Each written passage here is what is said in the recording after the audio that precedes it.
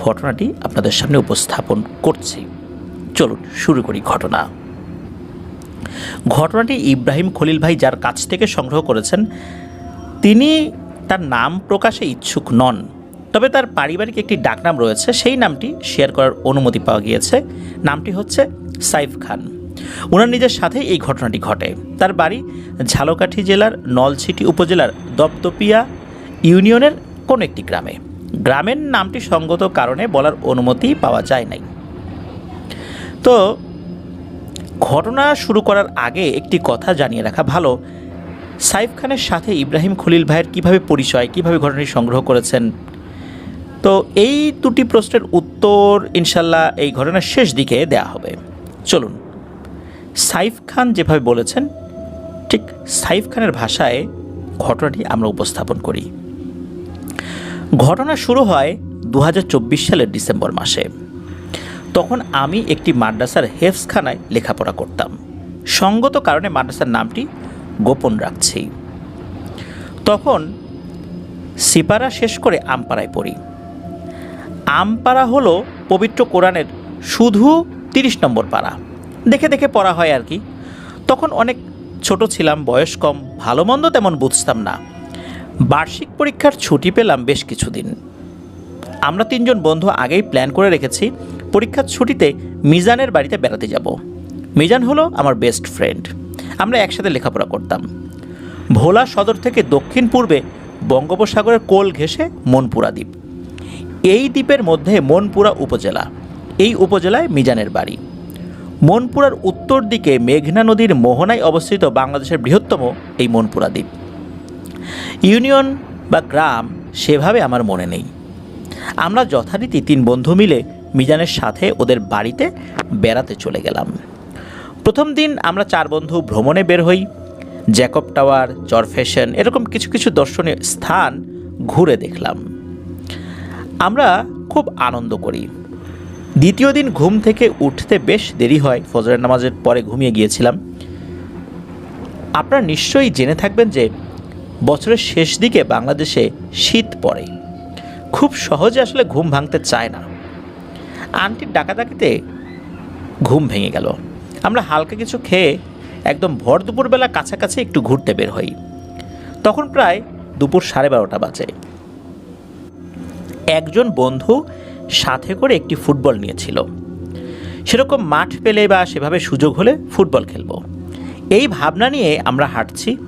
গ্রামের মেঠো পথ, দক্ষিণের বঙ্গোপসাগরের দিক থেকে ঠান্ডা বাতাস, চারিদিকে অচেনা সুন্দর সুন্দর গাছপালা। সূর্যটা একদম মাথার উপরে। অতিরিক্ত বন জঙ্গল গাছগাছালি থাকার কারণে সেভাবে রোদ শরীরে লাগছে না। পরিবেশটা বেশ সুন্দর। অনেক দূর হাঁটার পর আমরা দেখলাম বিশাল বড় একটি জঙ্গল। এই জঙ্গলটি স্থানীয় লোকমুখে একটি নাম রয়েছে, ব্লার বাগান নামে পরিচিত। এই ব্লার বাগানের কিছু সুন্দর বৈশিষ্ট্য রয়েছে। সেটা হলো এর ভেতরে নানা রকম ফলমূল, বিশেষ বিশেষ সুন্দর সুন্দর গাছ এবং বিশেষ করে নানান জাতের ফুল এই বাগানে রয়েছে। ফুলের সৌরভে এই বাগান সবসময় আলোকোজ্জ্বল থাকে বা সুগন্ধময় থাকে। পুরো বাগান জুড়ে এই ফুলের সুগন্ধি ছড়িয়ে বেড়ায়। তবে অনেক বড় জঙ্গল হওয়ার কারণে সচরাচর কেউ ভয়ে ভেতরে প্রবেশ করে না। আমরা 7-5 না ভেবে জঙ্গলের ভেতরে প্রবেশ করলাম। অনেক সুন্দর পরিবেশ, যেদিকে চোখ যায় সেখান থেকে চোখ ফেরাতে মন চায় না। অপরূপ সৌন্দর্য মন ভরে দেখতে লাগলাম।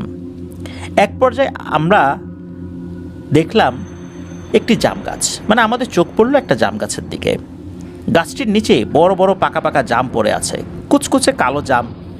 আমি কয়েকটি খেলাম, বেশ মিষ্টি, খুব স্বাদ।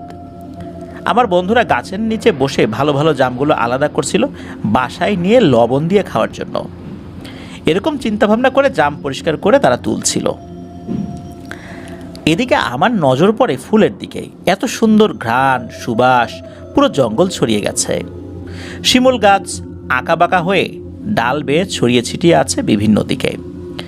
শিমুল গাছের ডালকে বেলি ফুলের লতা পেঁচিয়ে পেঁচিয়ে পুরো গাছটাই ভরে রেখেছে।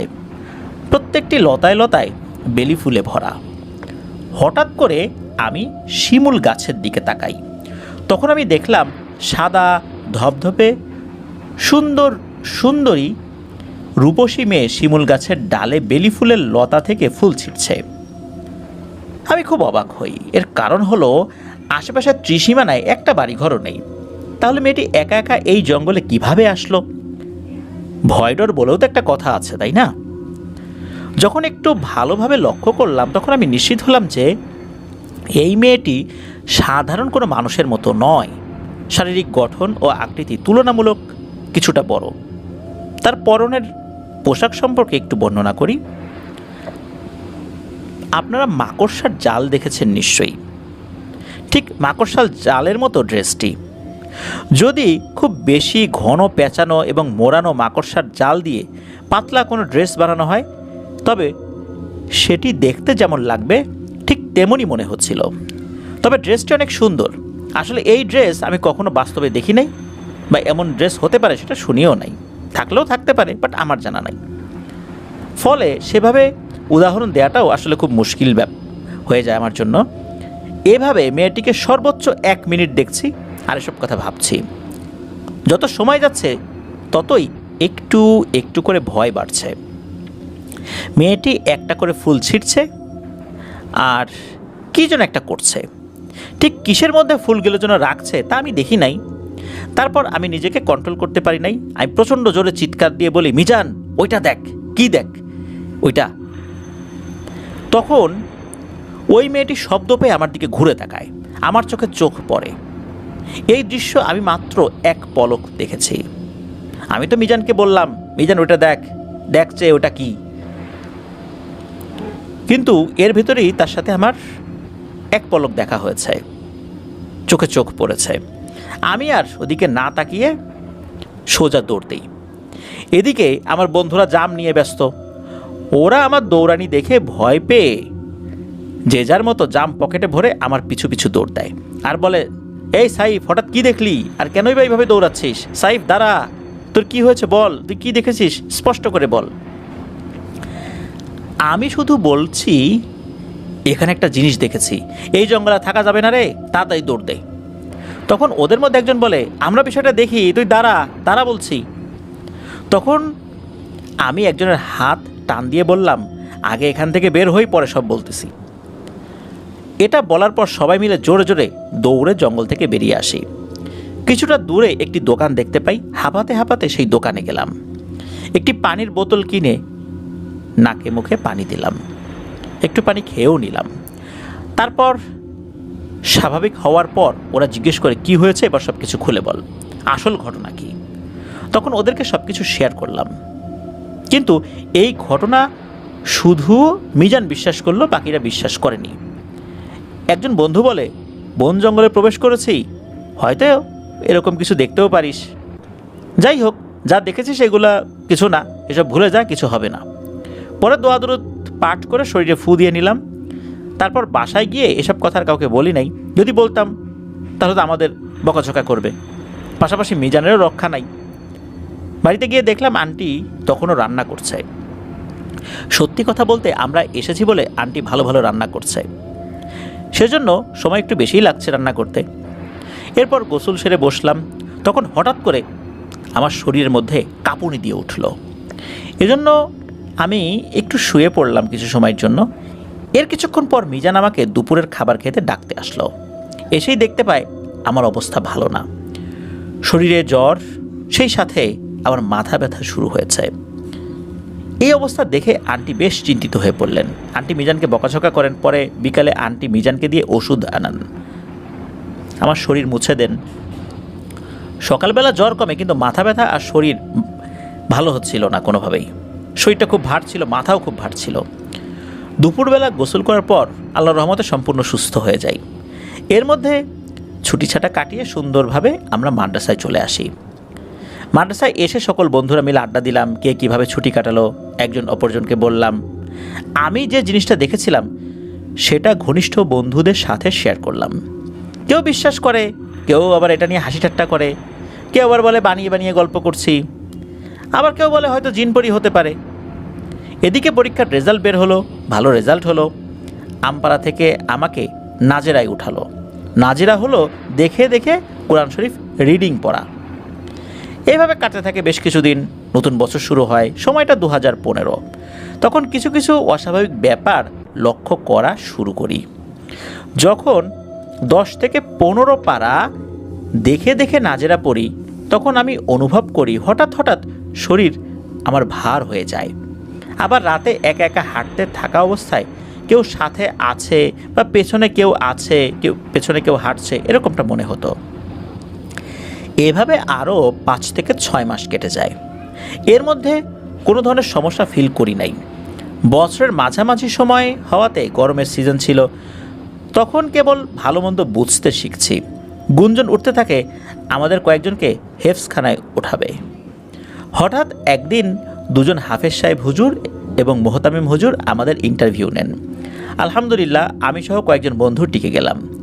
যথারীতি হাফেজ সাহেব হুজুর আমাদের 2য় তলা থেকে 3য় তলায় হেফজখানায় শিফট করে দেন। 4র্থ তলায় মাদ্রাসার ছাদ।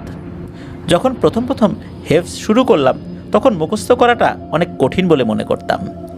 প্রতিদিন 1 পৃষ্ঠা মুখস্থ করতে 1 দিন লেগে যেত। কিন্তু 1 পৃষ্ঠা শোনালে হবে না, আরও বেশি মুখস্থ করে শোনাতে হবে। লিসেনারদের বোঝার সুবিধার্থে হেফজখানার সংক্ষিপ্ত কিছু নিয়মকানুন একটু বলি। প্রতিদিন রাত 3টার সময় উঠে মুখস্থ পড়া শোনাতে হয়, যেটাকে সবক শোনানো বলে। সারাদিন পড়ে যা মুখস্থ করা হয়েছে সেটা হাফেজ সাহেব হুজুরকে শোনাতে হয়, এটাকেই মূলত সবক বলে। আবার পিছনে যেই পারাগুলো পড়া হয়েছে, 20 পৃষ্ঠায় 1 পারা, তো যেই পারাগুলো পড়া হয়েছে বা যত পৃষ্ঠা পড়া হয়েছে সব একত্রে প্রতিদিন সকাল 7টার আগে হাফেজ সাহেব হুজুরকে শোনাতে হবে। সাধারণত সেই পৃষ্ঠা সংখ্যা 7 পৃষ্ঠা পর্যন্ত কমপক্ষে শোনাতে হয়, এটাকে 7 সবক বলে। আবার প্রতিদিন জোহরের নামাজের আগে পেছনের আধা পারা হাফেজ সাহেব হুজুরকে শোনাতে হবে। আধা পারা বলতে বোঝায় 10 পৃষ্ঠা, এটাকে বলে আমোক্তা। আবার সপ্তাহে প্রতিদিন বৃহস্পতিবার সবক দেওয়ার পর পিছনে যতটুকু পড়া হয়েছে সব একসাথে একজন ছাত্র ভাইকে মুখস্থ শোনাতে হবে, এটাকে বলে সাপ্তাহিক সগিনা। শুধু বৃহস্পতিবার একদিন 7 সবক ও আমোক্তা শোনানো লাগে না। আবার সকাল 9টা থেকে দুপুর 12টা পর্যন্ত ঘুমানোর সময়। এরপর নামাজ, লাঞ্চের পর আবার ক্লাস শুরু। রাত 10টার মধ্যে খাওয়া দাওয়া শেষ করে সোজা ঘুম। তারপর আবার সেই রাত 3টায় উঠতে হতো। এতদিন আমপাড়ায় ছিলাম, পড়ার চাপ কী জিনিস বুঝতে পারি নাই। আর এখন একদিন সবক না দিলে শাস্তির হাত থেকে বাঁচার উপায় নাই। সন্ধ্যা থেকে রাত 10টার মধ্যে এত পড়া বা পৃষ্ঠা মুখস্থ হতো না। সেজন্য সবাই শুয়ে পড়লে আমরা নবীন কয়েকজন ছাত্র ভাইরা পড়তাম। কিছু ছাত্র ভাইরা বলে, ভাই আপনারা লাইট জ্বালিয়ে পড়েন, এতে আমাদের বিরক্ত হয়, আমরা ঘুমাতে পারি না, এজন্য আপনারা লাইট বন্ধ করে পড়বেন।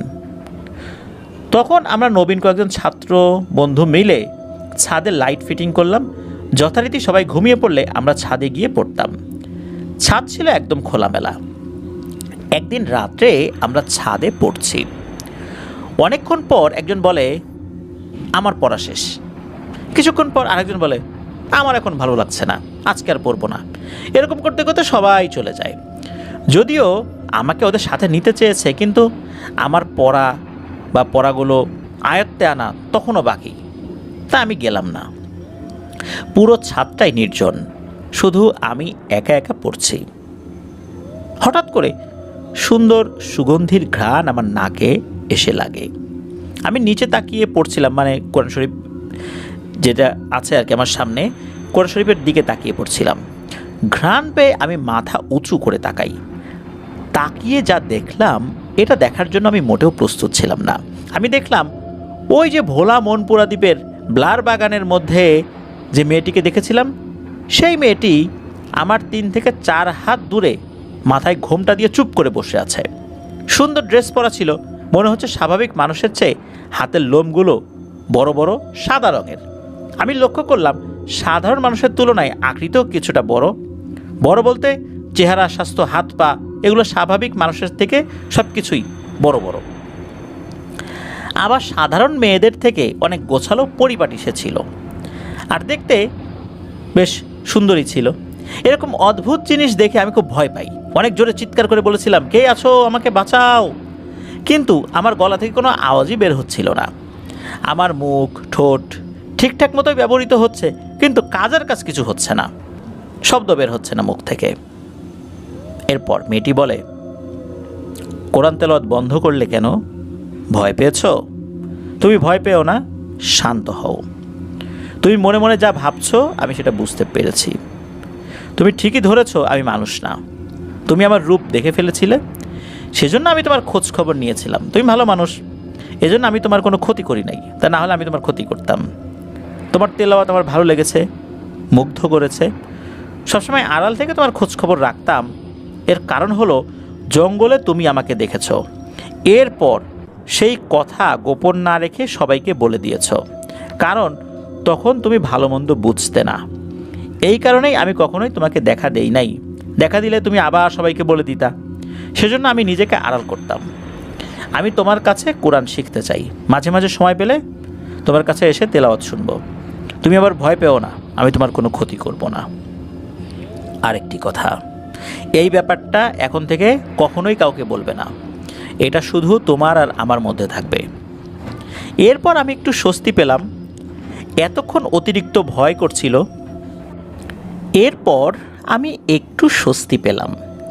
এতক্ষণ অতিরিক্ত ভয় করছিল, তবে এখনও ভয় পাচ্ছিলাম। কারণ যদি আমাকে ছাদ থেকে ফেলে দেয়, কে বাঁচাবে? আল্লাহ ছাড়া তো কেউ নাই। এখন একটা অদ্ভুত ব্যাপার আমি উপলব্ধি করি। আমি যে উঠে চলে যাব তা পারছিলাম না। আমি চেষ্টা করছিলাম, কিন্তু কোনোভাবেই উঠে দাঁড়াতে পারছিলাম না। এর মধ্যে হঠাৎ করেই আমার হাফেজ সাহেব হুজুর ছাদে চলে আসেন। হয়তো মোবাইল নেটওয়ার্ক সুবিধার জন্য ছাদে এসেছেন, না হলে হাওয়া খেতে এসেছেন, এরকম কিছু একটা হবে। এখন যেটা ঘটছে সেটা হলো, হুজুর চলে আসাতে আমার মনে হলো শরীরটা হালকা হয়ে গেছে। হুজুর এসে আমাকে বলেন, এত রাত্রে তুমি একা একা পড়ছো কেন? এখনই নিচে গিয়ে ঘুমিয়ে পড়ো। একা একা এভাবে থাকা ঠিক না। আমি বললাম, হুজুর পড়া হয়নি, এই জন্য পড়ছি। হুজুর বললেন, যাও গিয়ে ঘুমাও, পড়া না পারলে কালকে কিছু বলবো না, যাও এখন যে গিয়ে ঘুমাও। এখন কথা হচ্ছে, পরীটা তো আমাকে বসিয়ে রেখেছে, এটা তো আমি বলতে পারছি না। কারণ একটু আগে আমাকে এসব কথা বলতে নিষেধ করেছে। আবার হুজুর পরীকে দেখতে পাচ্ছে না, কি আর করার। আমি কোরআন শরীফ বন্ধ করে খুব ভালোভাবে দাঁড়াতে সক্ষম হই। হয়তো হুজুর সামনে, তাই এবার আল্লাহর রহমতে দাঁড়াতে পেরেছিলাম। তারপর মাদ্রাসার ভেতরে চলে গেলাম। রুমে ঢুকে বেশি করে পানি খেলাম, গলাটা একেবারে শুকিয়ে গিয়েছিল। আমি শুয়ে পড়লাম। ছাদে আমার সাথে যা ঘটে গেল এ বিষয়ে ভাবতে ভাবতে কেবল আমি ঘুম ঘুম ভাবে চলে এসেছি, এমন সময় হঠাৎ করে আমার পাশে এসে পরীটা বসে। সে বলে, ভয় পেও না, আমি তোমার কোনো ক্ষতি করব না। জানো তো, আমিও নামাজ পড়ি, রোজা রাখি। তোমার তেলাওয়াত আমার ভালো লেগেছে, আমাকে কোরআন শিখাবা? আমি কি বলবো বুঝে উঠতে পারছিলাম না, তার কোনো কথার জবাব দিতে পারছিলাম না। অবাক দৃষ্টিতে আমি শুধু ওর কথা শুনে যাচ্ছি। একটা ব্যাপার খেয়াল করলাম, সেটা হলো পরীটা আরবি আরবি স্টাইলে কথা বলে। বাংলাতেই কথা বলতো, কিন্তু কথার মধ্যে উর্দু বা আরবিতে কথা বলতো। যতটুকু বাংলায় বলতো সেটা আমি বুঝতাম, কিন্তু আরবি বা উর্দুতে যা বলতো সেগুলো বুঝতাম না। সম্ভবত মনে হয় উর্দু হতে পারে, আবার হিন্দিও হতে পারে। উর্দু হিন্দির পার্থক্য আমি একটু কম বুঝি। এমনভাবে কথা বলতো যে মাঝে মাঝে বাংলাও বুঝতে পারতাম না। এর কিছুক্ষণ পর আমার খুব ঘুম আসে, আমি ঘুমিয়ে পড়ি। ঘুম থেকে উঠে দেখি পরীটা নেই। প্রতি রাতে ছাদে সুযোগ মিললেই পরীর আগমন ঘটত। একইভাবে আমাদের কথা হতো, ও মনোযোগ দিয়ে আমার তেলাওয়াত শুনতো। আমিও সুর দিয়ে তেলাওয়াত করতাম। মাঝে মাঝে আমি বলতাম, আজ আর পড়তে ইচ্ছে করছে না, আগামীকাল পড়ব। কিন্তু ও বলতো, না আরেকটু শোনাও, খালি বায়না ধরতো। বাধ্য হয়ে মাঝে মাঝে ওর রিকোয়েস্ট রাখতাম।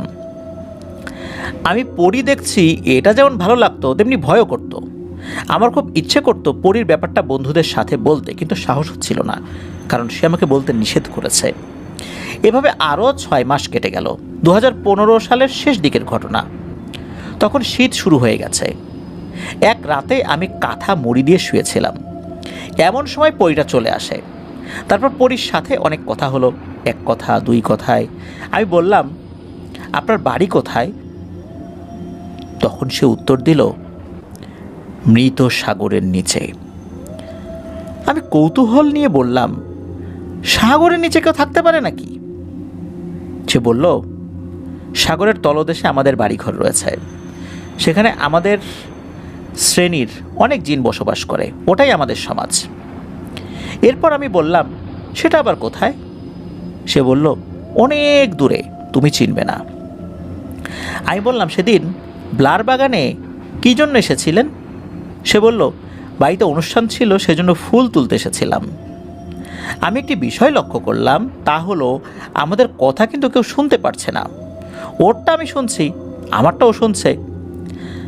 আমার কাছাকাছি অনেক ছাত্ররাও রয়েছে, যারা কম্বল মুড়ি দিয়ে মোবাইল ফোন টিপছে।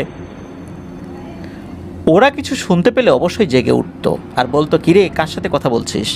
কিন্তু সেরকম কিছু হয়নি। সেই রাত্রে আর কোনো কথা হলো না।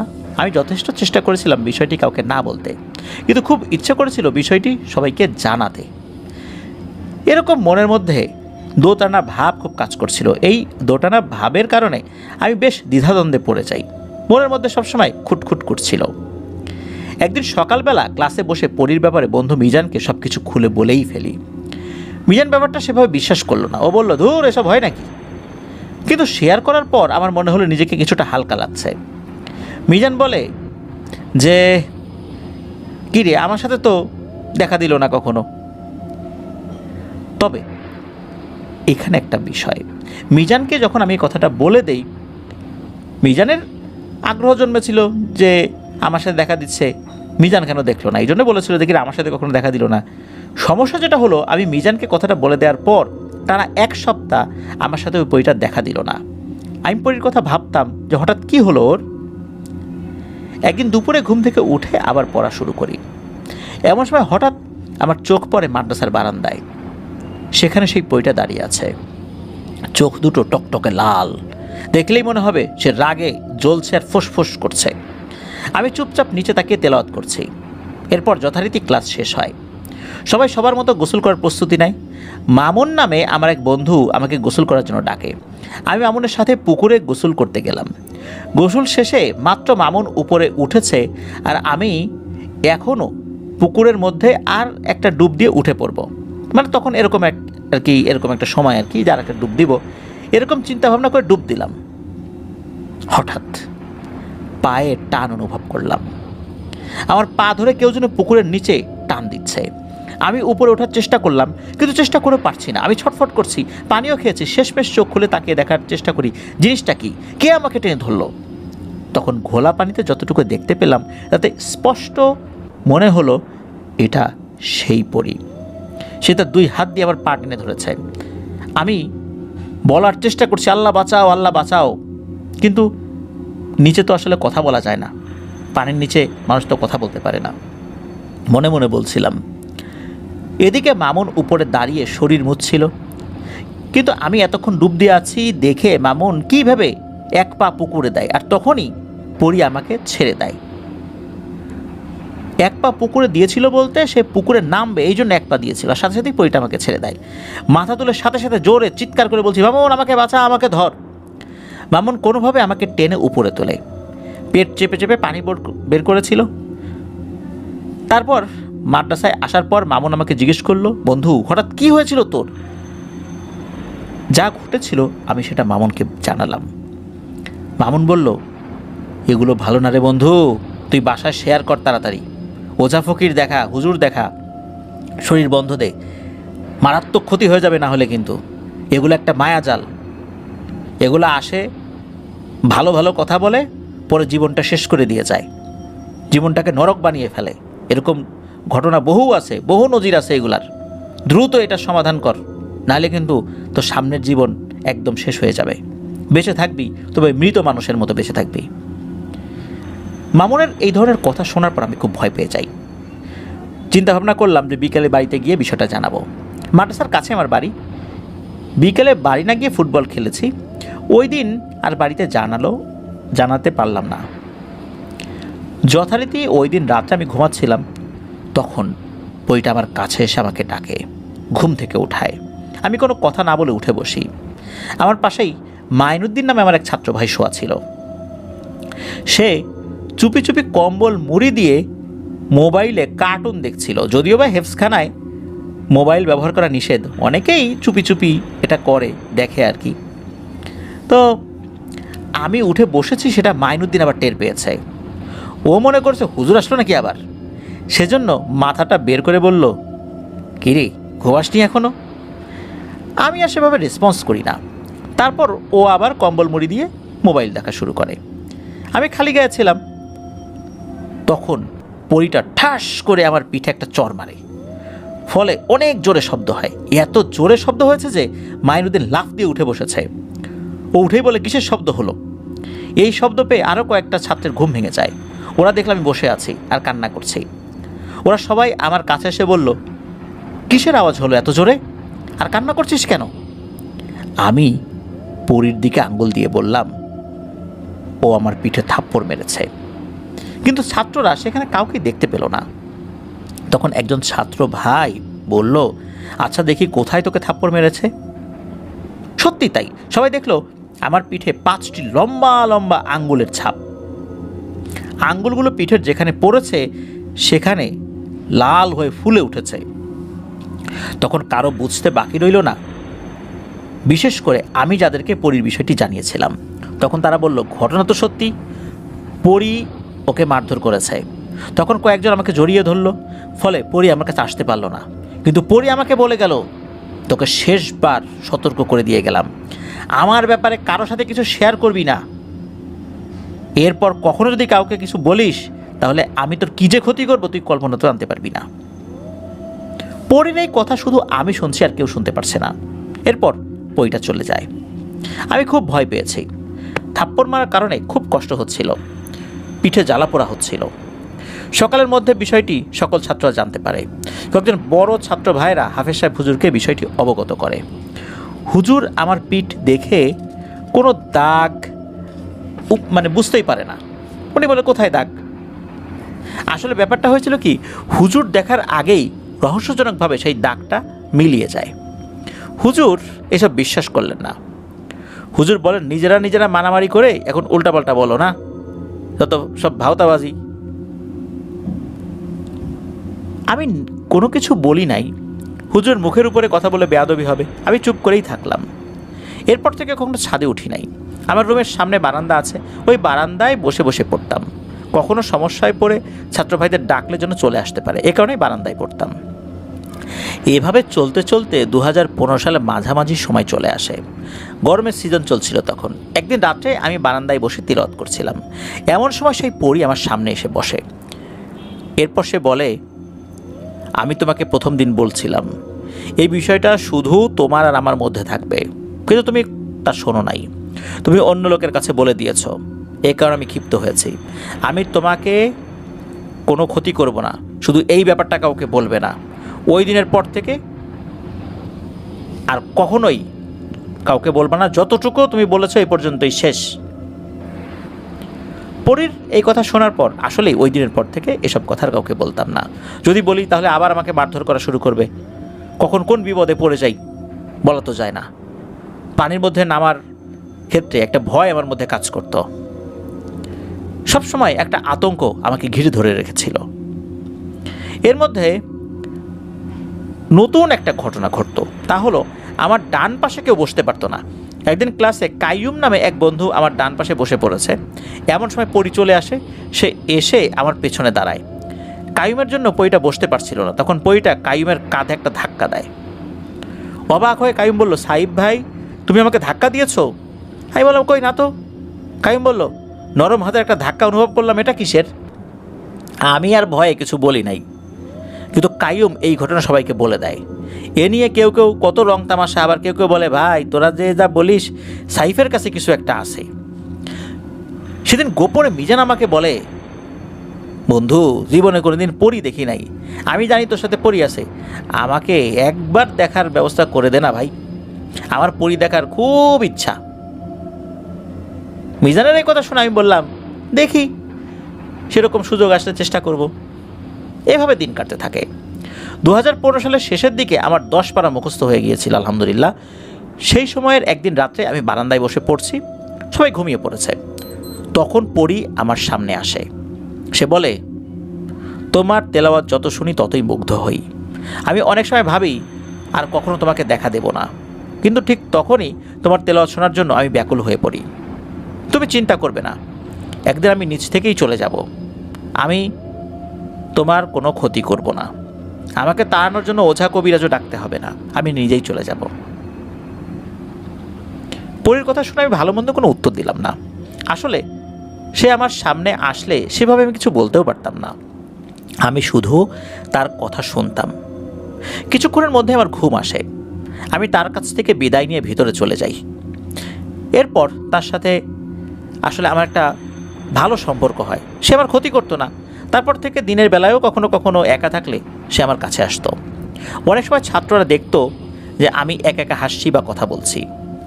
এভাবে কাটে আরও অনেক দিন। সময়টা 2016 সালের মাঝামাঝি। তখন সবে 15 পারা মুখস্থ হয়েছে। একদিন গভীর রাত্রে পড়ি আসে। সে আমার মাথায় হাত বুলিয়ে দিচ্ছিল।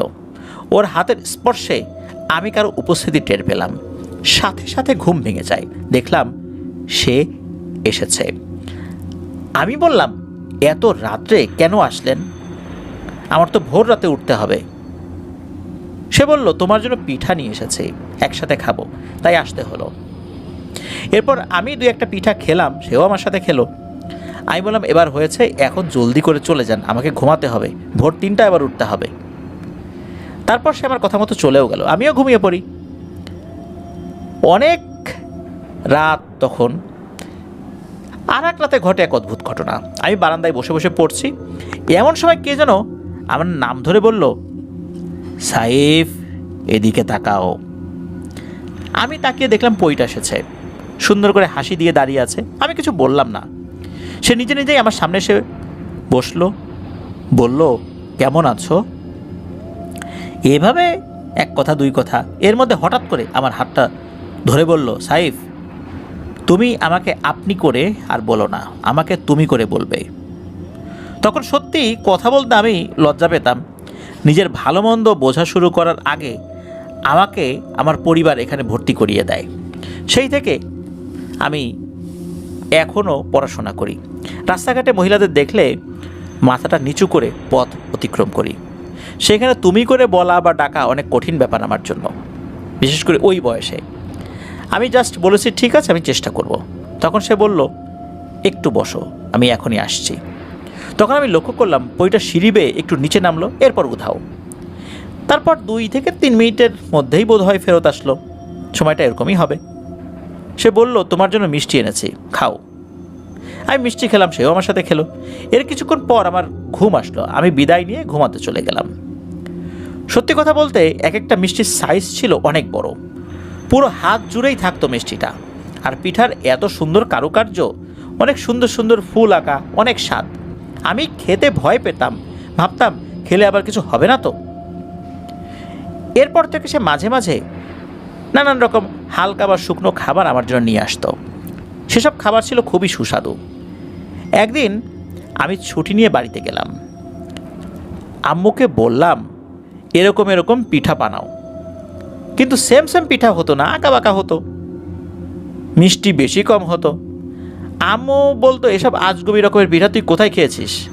সেটা তুই নিজেই ভালো জানিস। আমি বাবু এসব পিঠার নাম জীবনেও শুনি নাই, আর এসব পিঠা আমি কখন আগে তৈরিও করি নাই। এদিকে যেতে যেতে 2016 সালের শেষ সময় চলে আসে। তখন কিন্তু আমার 19 পারা মুখস্থ হয়ে গিয়েছে।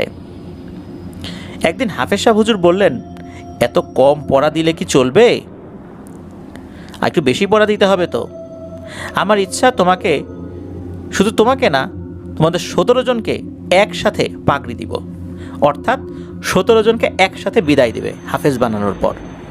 তখন হুজুর বললেন, এখন থেকে দৈনিক 3 পৃষ্ঠা করে মুখস্থ করে শোনাতে হবে।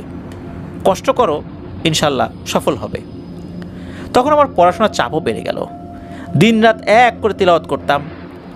আর ওই পড়িটা আমার পড়া শুনতো। পড়ার চাপ বাড়ার সাথে সাথে আমার সাথে বারান্দায় আরও কয়েকজন পড়তে আসতো, কারণ তাদেরও দ্রুত শেষ করতে হবে। হাফেজ সাহেব হুজুর তাদেরকেও বলেছেন দ্রুত শেষ করতে। এই কারণে পড়ি আমার সাথে আসলে দেখা করতে পারতো না। ফলে মাঝে মাঝে সবাই ঘুমিয়ে পড়লে সে গভীর রাত্রে আমার সাথে দেখা দিত। একদিন রাত্রে পড়ি এসে আমার মাথায় হাত বুলিয়ে দিচ্ছিল। ওর হাতের স্পর্শে আমার ঘুম ভেঙে গেল। দেখলাম সে আমার পাশে বসে আছে।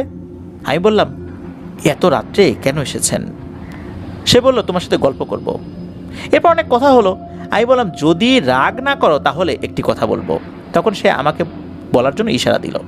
আমি বললাম, আমার এক কাছের বন্ধু অনেক অনুনয় বিনয় করে আমাকে বলেছে সে তোমার সাথে দেখা করতে চায়। সে এসব কথা কাউকে বলবে না বলে সে প্রতিশ্রুতিও দিয়েছে।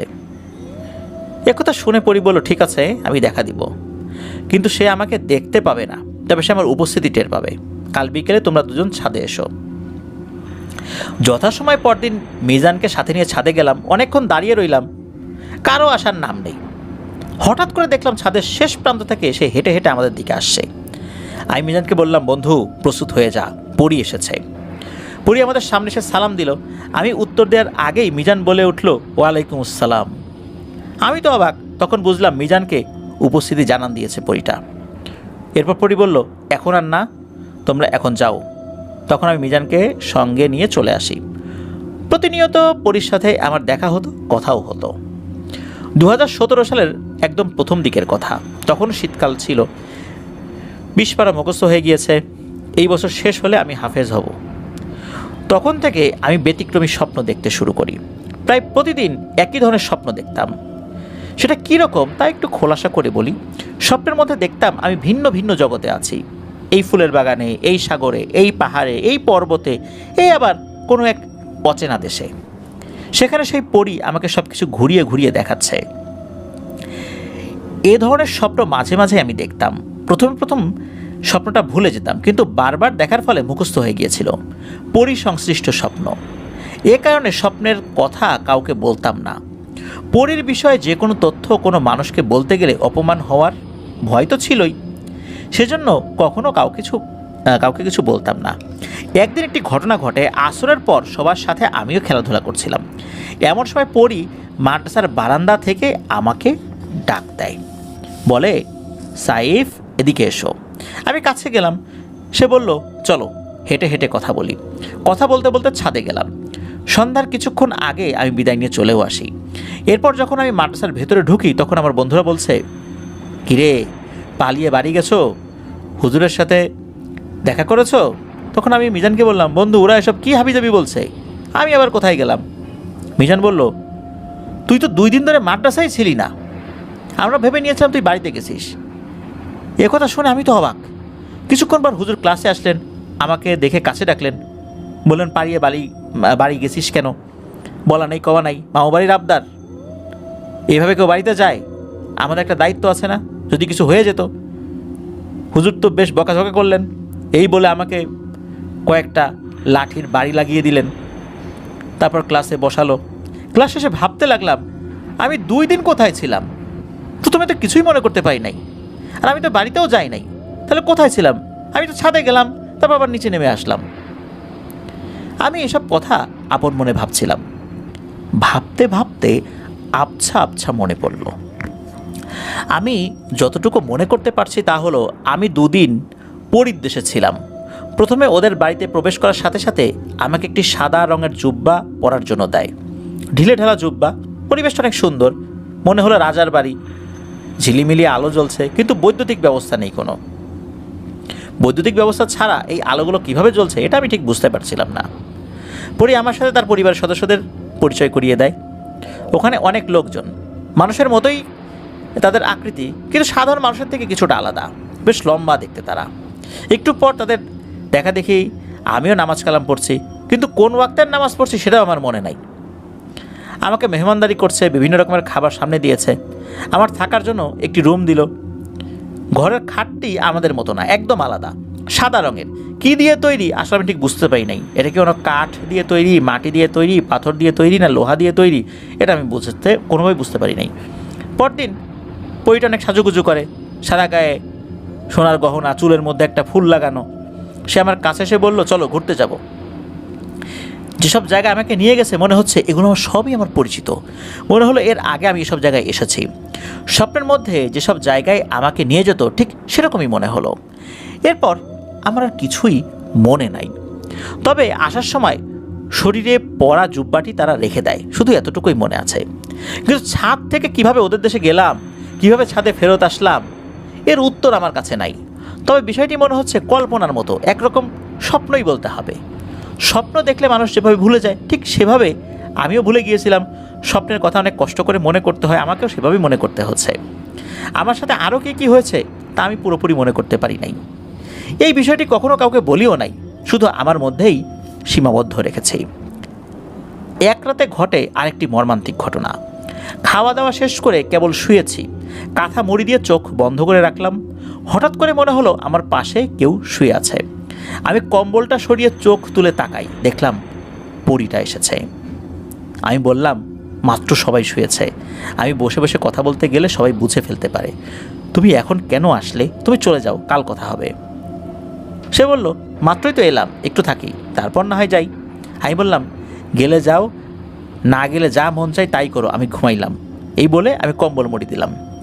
এর মধ্যে সে আমার কম্বল টেনে ঢুকে পড়ল। আমি বললাম, তোমাকে চলে যেতে বললাম, তবুও গেলে না কেন? সে বলল, এই তো চলে যাব। তারপর কি আর করার, সে গল্প করা শুরু করলো। এদিকে আমাদের মধ্যে অনেকেই লুকিয়ে মোবাইল ব্যবহার করত। বিশেষ করে রাতের বেলা ছাত্ররা কাঁথা কম্বল মুড়ি দিয়ে মোবাইলে কার্টুন দেখত। কারা কারা মোবাইল ব্যবহার করে সেটা জানার জন্য হাফেজ সাহেব হুজুর মাঝে মাঝে কিন্তু চেক করতে আসতেন। হুট করে কারো লেপ বা কম্বল টান দিয়ে সরিয়ে ফেলতেন। বিশেষ করে মোবাইল দেখতে হলে কেউ কাত হয়ে এক পাশে শুয়ে থাকবে, আবার কেউ মোবাইল যদি বুকের উপর ধরে রাখে হাতটা একটু উঁচু থাকবে, এরকম যারটা সন্দেহ হতো হুট করে এই কাঁথা কম্বল টান দিতেন। আর তখন যাকে পাওয়া যেত তাকে ভীষণ শাস্তি দিতেন।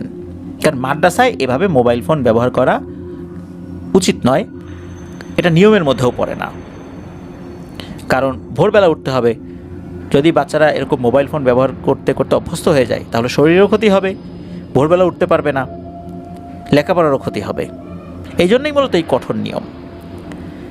তো হুজুর ওই রাত্রে এক এক করে কাঁথা কম্বল সরিয়ে চেক করছেন। আমি এসব খেয়াল করি নাই, আমি কম্বল মুড়ি দিয়ে পরীটার সাথে গল্প করছিলাম। হুজুর যখন আমার বিছানার পাশে পা রাখলেন তখন হুজুরের পা পড়ে গিয়ে পরীর শরীরে। তখন পরীটা রেগে ফায়ার। পরীটি হুজুরকে তুলে একটা বিশাল জোরে ধাক্কা মারল। হুজুর অনেক দূরে একদম দেয়ালের শেষ কোনায় ছাত্রের ট্রাঙ্কের উপরে গিয়ে ধপাস করে পড়ল। হুজুর একটু ভারী মানুষ ছিলেন, ফলে ট্রাঙ্ক একদম চ্যাপ্টা হয়ে যায়। আর এই কারণে বিকট এক আওয়াজ হয়। শব্দ শুনে ছাত্র ভাইয়েরা উঠে পড়ে। সঙ্গে সঙ্গে একজন গিয়ে রুমের লাইট জ্বালায়।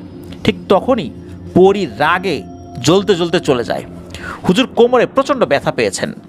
ছাত্ররা হুজুরের কোমরে তেল মালিশ করে দিতে লাগলেন।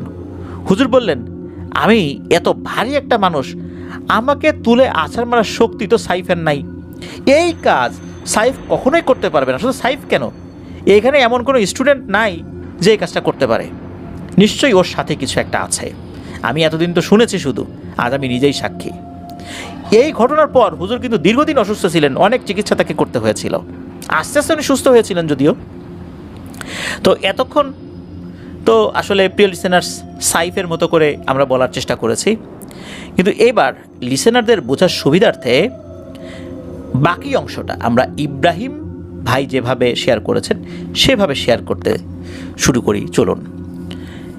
এই অংশগুলো ছাত্ররা এবং পরিবারের সদস্য, স্থানীয় লোকজন যারা আছেন তাদের মুখে শোনা। এতক্ষণ তো আমরা শুনলাম ঘটনার সারমর্ম, একটা অংশের সারমর্ম। এবার ঘটনার অন্য অংশে আসি। হুজুরের সাথে মর্মান্তিক এই ঘটনা ঘটার কিছুক্ষণ পর হঠাৎ করে সাইফ অস্বাভাবিক আচরণ শুরু করলো। তখন হাফেজ সাহেব, হুজুর ও ছাত্ররা বিষয়টি লক্ষ্য করলো। সেটা হলো সাইফ চোখ দুটো বড় করে তাকিয়ে আছে। চোখ দুটো একদম টকটকে লাল, চোখে কোনো পলক পড়ছিল না, চোখ দিয়ে আপনা আপনি পানি ঝরছিল এবং প্রচুর ছটফট করছিল সাইফ। কয়েকজন ছাত্র সাইফকে শক্ত করে ধরে রেখেছিল।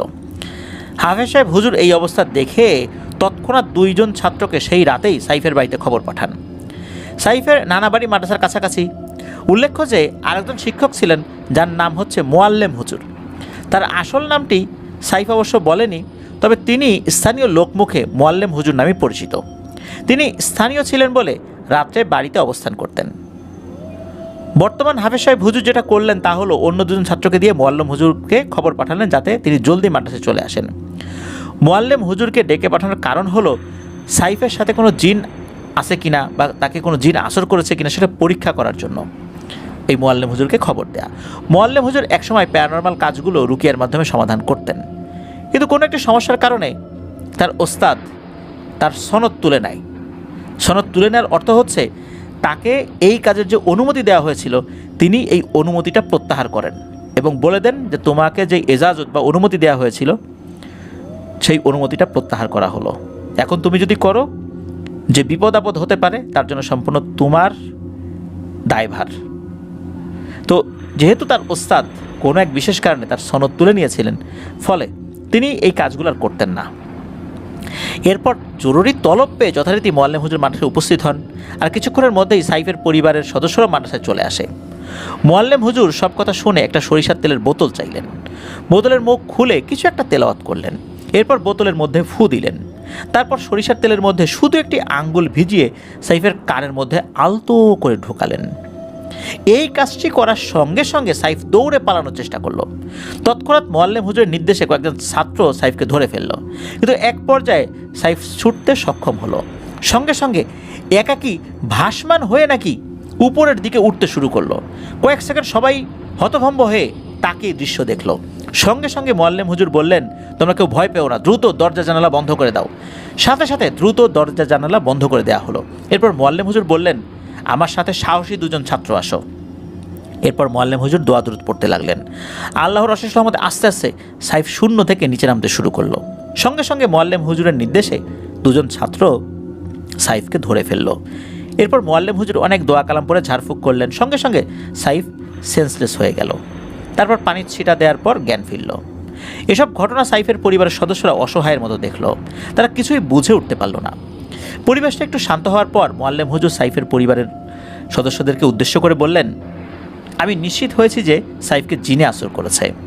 এই অবস্থায় এখানে থাকলে যে কোনো সময় বড় ধরনের দুর্ঘটনা ঘটতে পারে, আর এতগুলো ছাত্রের মাঝে ওকে রাখা ঠিক হবে না।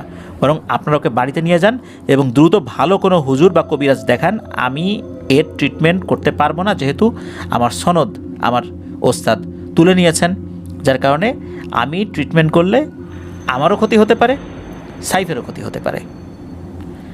তখন পরিবারের সদস্যরা সাইফকে বাড়িতে নিয়ে আসে। প্রতিমধ্যে সেরকম কোনো সমস্যা হয়নি।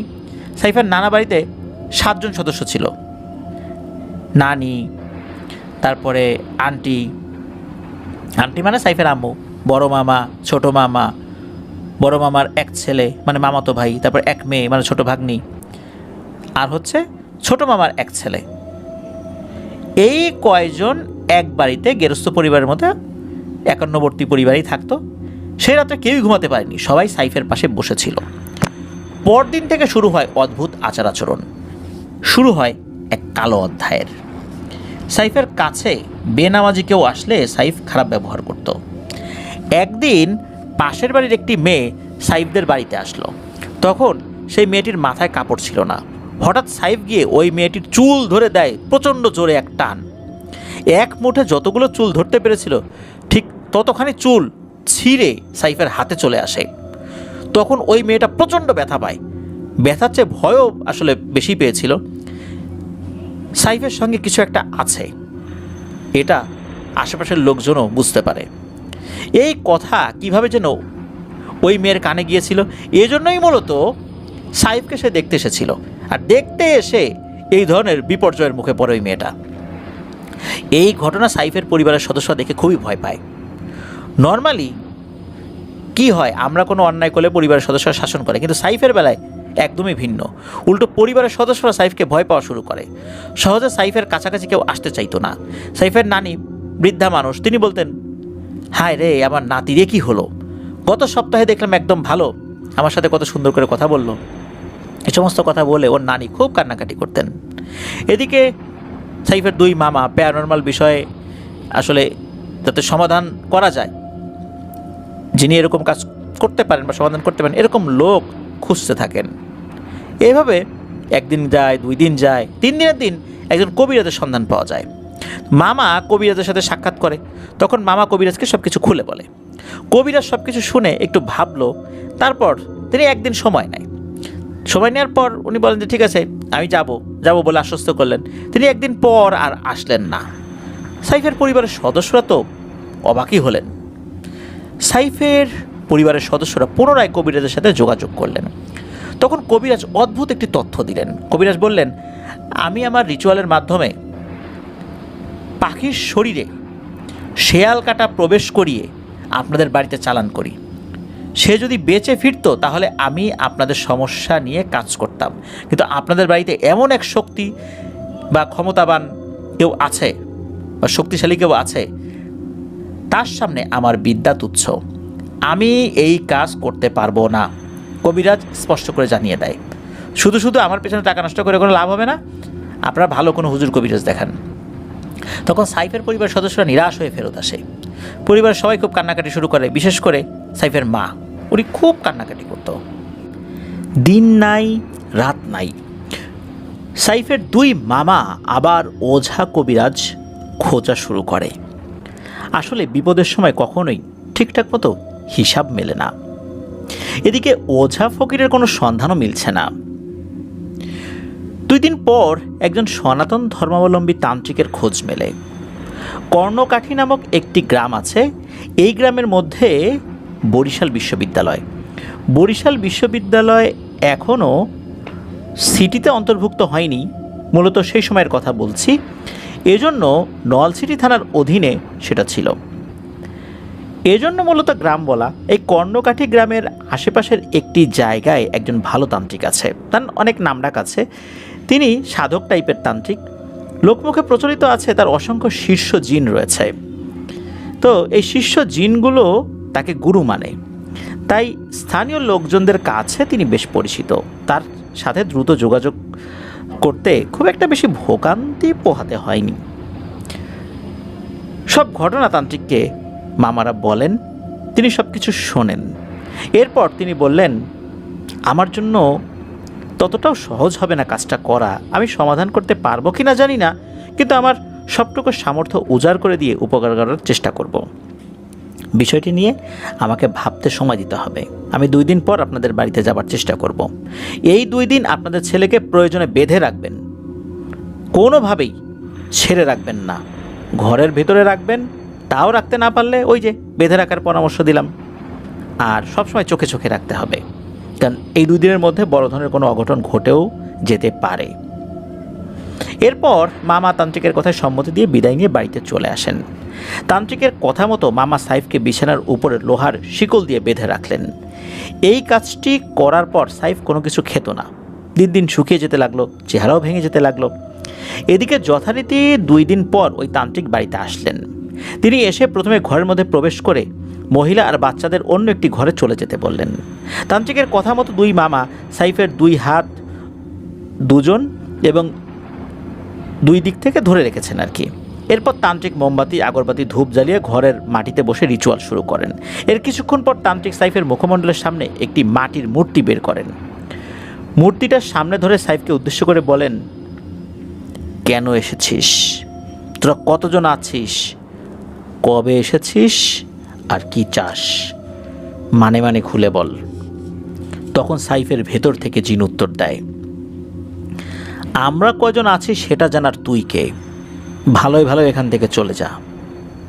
তান্ত্রিক বলে, ও খুব ভালো ছেলে, আমি ওর ধর্মের না, কিন্তু আমি যখনই শুনেছি ও মাদ্রাসায় লেখাপড়া করে, ওকে তো আমি এভাবে ফেলে যেতে পারি না। আমার সর্বোচ্চটা দিয়ে ওকে বাঁচানোর চেষ্টা করব। ওর জীবনটা নষ্ট করে তোর কি লাভ বল। এরপর উত্তর আসে, সাইফকে আমরা চাই, বিনিময়ে তুই আমাদের কাছে যা চাইবি তাই পাবি। এরপর মামা বলে, আমাদের কোনো কিছু দরকার নাই রে, আমাদের ছেলেকে ফেরত দে, আমাদের ছেলেকে আমরা ফিরে পেলেই হবে, আমাদের কোনো কিছুর প্রয়োজন নাই, আমাদের ছেলেকে আমাদের কাছে ফিরিয়ে দাও। তখন সাইফের ভেতর থেকে উত্তর আসে, ঠিক আছে, তাহলে আমরাও দেখি কিভাবে ছেলেকে পাস। এরপর তান্ত্রিক সাইফের ছায়ার উপরে লাঠি দিয়ে অনেক পেটাতে লাগলো এবং মূর্তিকে সাইফের গলার কাছে চাপ দিয়ে ধরে লাগলো। তখন জিনেরা যন্ত্রণায় চিৎকার করতে লাগলো। হঠাৎ করে সাইফ একটি ঝাঁকুনি মেরে দুই মামাকে ছিটকে ফেলে দিল। সঙ্গে সঙ্গে মামা দুজন আবার কাছে এসে ধরার চেষ্টা করলো, কিন্তু কোনোভাবেই ধরে রাখতে পারলো না। তখন সাইফ দাঁড়িয়ে পড়লে বসাতে পারছিল না তাকে, আবার শুয়ে পড়লে বসাতে পারছিল না। এই অবস্থা দেখে তান্ত্রিকও বেশ ঘাবড়ে যায়। তান্ত্রিক বিভিন্নভাবে শান্ত করার অনেক চেষ্টা করে। অনেকক্ষণ পর তান্ত্রিক কিছুটা শান্ত করতে সক্ষম হন। এরপর তান্ত্রিক মামাকে বলে, আমি যদি এখন জোরাজুরি করি তাহলে এই ছেলের ক্ষতির সম্ভাবনা আছে। আমার যতটুকু বিদ্যা জানা আছে সর্বোচ্চটুকু দিয়ে আমি চেষ্টা করব, কিন্তু একবারে সে সুস্থ হবে না, ধীরে ধীরে সুস্থ হবে, সময় লাগবে। ওর শরীরের উপর দিয়ে অনেক ধকল গেছে, ওর এখন বিশ্রামের প্রয়োজন। আগে সুস্থ হোক, আমি 3 দিন পরে আসব, তখন আবার কিছুটা সমাধান করার চেষ্টা করব। তাতেও যদি না হয় তাহলে কিন্তু আমার আর কিছু করার থাকবে না, কারণ আমার বিদ্যা ওখানেই শেষ হয়ে যাবে। এরপর তান্ত্রিক বাড়ির চারপাশে 4টা গজা লোহা গেড়ে দিল আর বলল, এই এরিয়ার বাইরে কোনোভাবেই যাতে সাইফ বের হতে না পারে, আপনারা সেদিকে খেয়াল রাখবেন। গোসলাদি যাবতীয় কাজ ঘরের মধ্যে করাবেন এবং তান্ত্রিক একটি শিশি বা ছোট্ট একটি বোতল দিয়ে বলল, এটা সকালে এবং সন্ধ্যায় ওর পায়ের তালুতে এবং হাতের তালুতে লাগিয়ে দেবেন। এরপর তান্ত্রিক বিদায় নিয়ে চলে যান। ওই বোতলের মধ্যে রক্ত জাতীয় কিছু ছিল, তবে সেটা কোনো পড়া রক্ত কিনা, মানে কোনো কিছু পড়ে দেয়া কিনা, এটা অবশ্য জানা যায়নি। ওই দিন গভীর রাত্রে হঠাৎ করে সাইফ বলে উঠল, সোনা, গয়না, হীরা, মণিমুক্তা সব দেব, শুধু ছেলেটাকে দিতে হবে, ওকে নিয়ে যাব, ওকে বিয়ে করব, তবে প্রতি মাসে এসে তোমাদের সাথে দেখা করে যাবে। এই কথা শোনার পর তখন সবাই অনেকে ভয় পায়, কিন্তু সাইফের আম্মা মানে আন্টি সাহস করে বলল, আমি এসব কিছুই চাই না, আমি আমার ছেলেকে চাই। জবাবে কোনো উত্তর এলো না, বরং বেশ খিটমিটে শব্দ করে একটা হাসি আসলো সাইফের ভেতর থেকে। এর মধ্যে এলাকার মধ্যে বিষয়টা জানাজানি হতে থাকে। খুব দ্রুতই গ্রামের মধ্যে বিষয়টি বেশ ভালোভাবেই জানাজানি হয়ে যায়। স্থানীয় অনেকেই সাইফকে দেখতে আসতো। দেখতে আসা স্থানীয় লোকদের সাথে সাইফ মাঝে মধ্যে খারাপ ব্যবহার করত, আবার মাঝে মাঝে তাদের সাথে সুন্দর ব্যবহারও করত। ফলে বোঝাই যেত না সাইফের সাথে আসলে কোনো সমস্যা আছে কি নাই।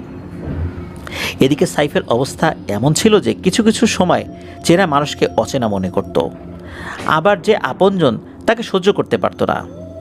আবার একটু পরপর বলতো, বাইরে যাব, জরুরি কাজ আছে, আমার বাঁধন খুলে দাও। কিন্তু পরিবারের সদস্যরা বলতো, তোমার বাইরে যাবার দরকার নাই, তোমার কিছু লাগলে আমাদেরকে বলো, আমরা এনে দেব। এদিকে 3 দিন শেষ হলো। যথারীতি তান্ত্রিক সন্ধ্যায় বাড়িতে আসলো। 3 দিন কি কি ঘটেছে সেগুলো তান্ত্রিক জানতে চাইলো। তান্ত্রিক সব কথা শুনলো। এরপর প্রথমে কাঁচি দিয়ে ঘরের মাটিতে গোল করে একটি বৃত্ত আঁকলো। এই বৃত্তের মধ্যে সাইফ এবং 2 মামাকে তান্ত্রিক বসিয়ে দিল। ঠিক সাইফের সামনে তান্ত্রিক মাটির একটি হাঁড়ি রাখলো। কিছু জিনিসপত্র আগেই কিনে রাখতে বলেছিলেন, যেগুলো রিচুয়াল করার সময় প্রয়োজন হয়। সেসব জিনিসপত্র নিয়ে একটি জায়গা নির্ধারণ করে বসলেন। এরপর তান্ত্রিক সুন্দর করে আগরবাতি, মোমবাতি, ধূপ জ্বালালেন। তারপর তান্ত্রিকের মতো করে রিচুয়াল শুরু করলেন। রিচুয়ালের মাধ্যমে জিনকে হাজির করার চেষ্টা চালিয়ে যেতে লাগলেন। একটু পর পেছনের গাব গাছটা জোরে জোরে নড়াচড়া করতে লাগলো। বাড়ির চারপাশটায় ঝড় হতে শুরু করলো। দরজা জানালা ভেঙে ফেলার মতো একাকার অবস্থা বিরাজমান হলো। এর একটু পর সবকিছু শান্ত হয়ে গেল, এমনভাবে যে এতক্ষণ কিছুই হয়নি। পরপরই সাইফ জোরে জোরে মাথা নড়াচড়া শুরু করে দিল, একরকম পাগলামি শুরু করলো। কেমন যেন সাইফ মোচড়ি শুরু করে দিল, আর বড় বড় চোখ করে তান্ত্রিকের দিকে তাকিয়ে রইল। 2 মামা প্রচণ্ড ভয় পেল। তারা মনে মনে দোয়া কালাম পড়তে লাগলো। তখন আচমকাই সাইফের মুখ থেকে বের হলো, ডাকলি কেন? তোকে কত রকম বাধা দিলাম, কত বিপদে ফেললাম, তোকে কতবার স্বপ্নে এখানে আসতে নিষেধ করলাম, কাউ শুনলি না, মরতে চাস, এবার তুই শেষ। জবাবে তান্ত্রিক বলল, আরে তুই আমার কি করবি? তোকে কি করলে শায়েস্তা করা যাবে তা আমার ভালোই জানা আছে। এই ছেলেটাকে আমি আমার সকল বিদ্যা দিয়ে সুস্থ করেই ছাড়বো। এ ভালো ছেলে বড় হয়ে সমাজের সেবা করবে, ওর ধর্মের সেবা করবে, এটাই আমি চাই। তোর খপ্পরে পড়ে এই ছেলের জীবন আমি নষ্ট হতে দেব না। তখন জিন বলল, আরে বোকার হাড্ডি, সেদিন আমি ঠিকই একাই ছিলাম, কিন্তু আজকে আমি একা আসি নাই রে। আজকে কতজন আছি শুনবি? তাহলে শোন, আজ আমরা এক পরিবারের 7 জন আছি। আমাদের জীবন চলে গেলেও একজনকে রেখে আরেকজন যাব না। এরপর তান্ত্রিক পুটলি থেকে কিছু ধান বের করলেন। সেই ধান একটু একটু করে সাইফের শরীরে নিক্ষেপ করতে লাগলেন। তখন সাইফ হুট করে তান্ত্রিকের হাত ধরে ফেলল এবং বলল, ওরে, এতে আমাদের কিছুই হবে না। তোর সহধর্মিনীরা সন্তান সম্ভবা? সন্তানের মুখ জীবিত দেখতে চাস নাকি মৃত দেখতে চাস? তোর কারণে আমাদের পরিবার ক্ষতিগ্রস্ত হলে আমরাও তোর পরিবারকে বিনষ্ট করব, তোর বংশকে নির্বংশ করে দেব। বাঁচতে চাইলে চলে যা, এই কাজ করার জন্য কখনো আসবি না। এই প্রথমবারের মতো তান্ত্রিক ভয় পেয়ে যান। তিনি এই কাজ এখন করবেন কিনা, কাজ আগাবেন কিনা সে সাহস পাচ্ছিলেন না। সঙ্গে সঙ্গে তিনি রিচুয়াল বন্ধ করে দেন এবং উঠে দাঁড়ান। তখন মামা বললেন, মশাই, আপনি ভয় পেলে আমাদের কি হবে? দয়া করে যাবেন না। এভাবে মামা অনেক কাকুতি মিনতি করে অনুরোধ করল। তখন তান্ত্রিক মামাকে উদ্দেশ্য করে বললেন, আমি অবশ্যই চেষ্টা করতাম, কিন্তু বিষয়টা দীর্ঘদিনের হয়ে গেছে। তাছাড়া সবারই পরিবারের প্রতি মায়া আছে। আমার সকল বিদ্যা দিয়ে চেষ্টা করেছি, কিন্তু কোনো উপকার করতে পারলাম না। তখন আবার সাইফের আম্মু অনেক কান্নাকাটি শুরু করে। উনি বললেন, ভাই, আপনি আমার ছেলেটাকে বাঁচানোর চেষ্টা করেন না। তখন তান্ত্রিক বললেন, কেউ কি নিজের পরিবারকে বিপদে ফেলে অন্যকে সাহায্য করতে যাবে বলেন? এই কাজ শুরু করার সিদ্ধান্ত নেওয়া থেকে শুরু করে এখন পর্যন্ত আমার কোনো রকম বিপদ কাটছে না। একটার পর একটা বিপদ